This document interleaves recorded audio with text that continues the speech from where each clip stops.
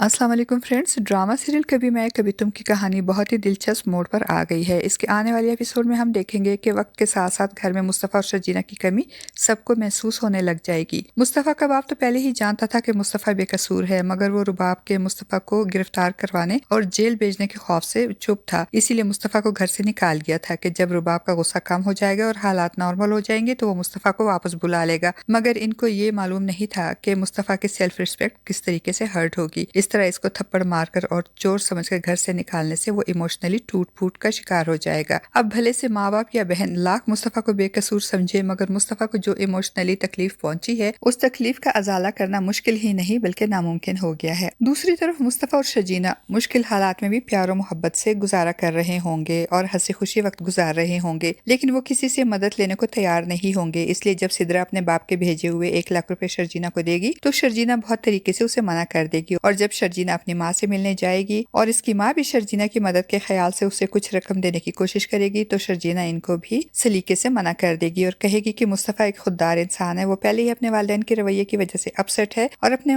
वालिदैन या किसी और से भी मदद लेने को तैयार नहीं है, और अब अगर मैं अपने वालिदैन से पैसे लूंगी तो इसका मान टूट जाएगा और मैं इसका मान इस तरीके से नहीं तोड़ सकती। मुस्तफ़ा और शर्जीना जिस इलाके में रह रहे होंगे वहाँ के लोग ज्यादा पढ़े लिखे नहीं होंगे और वो दूसरों की टो लेने और उनके बारे में बातें करना अपना फर्ज समझते होंगे। इसलिए जब वो शर्जीना को काम पे जाते हुए देखेंगे और मुस्तफ़ा को घर बैठे हुए देखेंगे तो इनको यही लगेगा कि मुस्तफ़ा घर बैठ के बीवी की कमाई खा रहा है और कोई काम धंधा नहीं कर रहा। इसलिए जब मुस्तफ़ा घर का सौदा सर्फ लेकर घर आ रहा होगा तो मोहल्ले की 2 औरतें मुस्तफ़ा को देखकर बातें शुरू कर देंगी और कहेंगी, तोबा तोबा, कैसा आदमी है जो घर बैठ के बीवी की कमाई खा रहा है। मुस्तफ़ा इनकी बातें सुनकर बहुत ज्यादा हर्ट होगा, वो घर आएगा, अपसेट होगा और शर्जीना को भी सारी बातें बताएगा। तो शर्जीना उसे तसल्ली देते हुए कहेगी कि ये लोग हमें जानते ही कितना है, इन लोगों का तो काम ही है इस तरीके से फजूल बातें करना, तुम इनकी बातों को सीरियस मत लो। दूसरी तरफ अब शगुफ्ता बेगम को भी मुस्तफ़ा की कमी महसूस होने लगेगी, इसीलिए तो वो अदील से कहेंगी कि जब मुस्तफ़ा इस घर में था तो घर की रौनक थी और अब जब वो चला गया है तो घर की रौनक ही उसके साथ चली गई है। अदील जब अपनी माँ की बातें सुनेगा तो चौंक जाएगा और उसको अंदाजा हो जाएगा कि इसके वालिदैन मुस्तफ़ा के लिए परेशान हैं, और वो इस बात से परेशान हो जाएगा कि कहीं वो दोबारा मुस्तफ़ा को माफ करके इस घर में ना ले आए। इसीलिए वो इनसे साफ साफ कह देगा कि अगर आप मुस्तफ़ा से मिलने या उसे दोबारा इस घर में लाने के बारे में सोच रही हैं तो फिर आपको मुझसे ताल्लुक खत्म करना होगा। अदील को शगुफ्ता बेगम और सिद्रा से ये मालूम हो चुका होगा कि मुस्तफ़ा एक पसमानदा से इलाके में किराए के फ्लैट में रह रहा है, इसलिए अब अदील मुस्तफ़ा को जलाने, जताने और उसे नीचे दिखाने के लिए उसका तमाशा बनाने इसके घर जाएगा और बहाना बनाएगा कि चूंकि अम्मा अब्बा को ये फिक्र थी कि कहीं मुस्तफ़ा भूख प्यास से मर न गया हो, इसलिए इनके कहने पे तुमको देखने आया हूँ। अदील को देखकर और इसकी तज़हीक आमेज़ बातें सुनकर मुस्तफ़ा का मीटर शॉर्ट हो जाएगा और वो अदील को आड़े हाथों लेगा और उसे आईना दिखाते हुए कहेगा कि तुमको लगता है कि मैं नाकारा हूँ, जबकि हकीकत में नाकारा मैं नहीं बल्कि तुम हो जिसने अपनी बीवी के कंधों पर पाँव रखकर तरक्की हासिल की है। तुम्हारी इतनी हिम्मत कि तुम यहाँ आकर मुझे बातें सुना रहे हो, पहले अपने गिरेबान में तो झांक कर देखो कि तुम क्या कर रहे हो। मुस्तफ़ा अदील को खूब जलील करके वहाँ से जाने को कहेगा। अदील मुस्तफ़ा के हाथों जलील होकर जाते हुए बहुत खुश होगा, क्योंकि वो तो यही चाहता था और यही तो उसकी चाल थी कि मुस्तफ़ा को इसकी कमाईगी का एहसास दिलाकर इसको इतना जलील करे कि फिर अम्मा अब्बा के लाख बुलाने पे भी मुस्तफ़ा कभी इस घर में वापस ना जाए, और अपनी इस चाल की कामयाबी पे वो बहुत खुश होगा। फ्रेंड्स, आपको हमारा आज का ये छोटा सा रिव्यू कैसा लगा? कमेंट बॉक्स में अपनी कीमती राय का इजहार जरूर कीजिएगा।